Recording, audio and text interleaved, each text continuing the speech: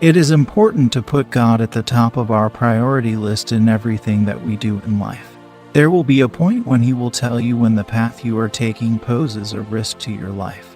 And when you're too stubborn and insistent on your own ideas, you're going to create problems for yourself. You will have to face the consequences and learn the hard way. The truth is, God wants for us to have the very best possible lives.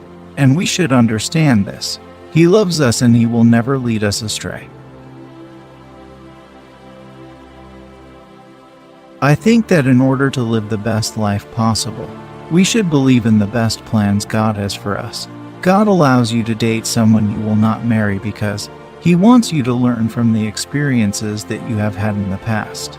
The fact that you have no dating experiences would mean that you wouldn't have a clue about what type of partner you want before you get married.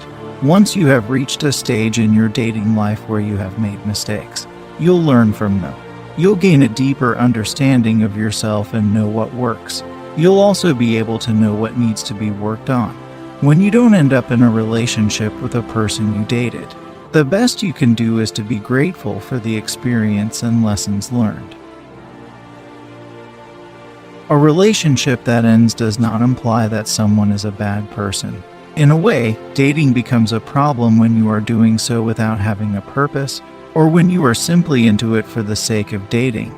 If, however, you date someone whom you thought you would marry, but do not end up being married to, that is not a sin. It just means your relationship was not compatible, and this was not who God wanted you to be with. No problem at all. In other words, you become more aware of yourself and the kind of person you're attracted to when you date. It gives you a better understanding of how to communicate with others. It is important to note that dating doesn't guarantee great communication skills, but it is beneficial because it can make or break a relationship. It would be unwise for you to get married or marry someone that is unable to communicate with you. Therefore, insofar as dating is concerned, it has the capability of teaching you lessons that you never would be able to acquire from books. This could mean that God allows you to date someone you would not marry.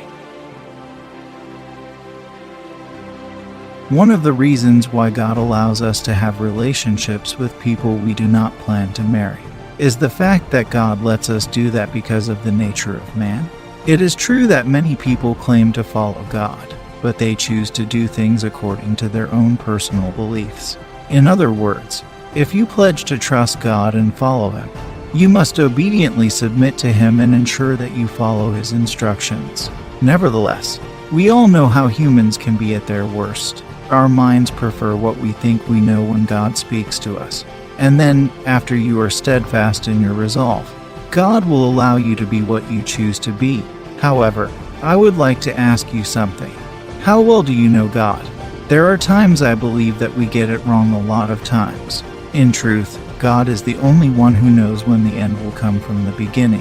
When you truly believe that what He has in store for you is better than your own, you'll know He cares when you believe. Yes, He cares.